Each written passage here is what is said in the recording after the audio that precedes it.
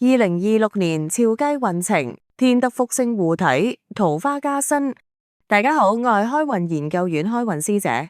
屬雞人士今年超旺，天德星、福星罩住你，貴人主動推機會，老闆考慮加薪，單身桃花盛開，唔好浪費機會，要多啲出外，識多啲異性。今年卷舌星惹是非，同事講是非，盡量少參與。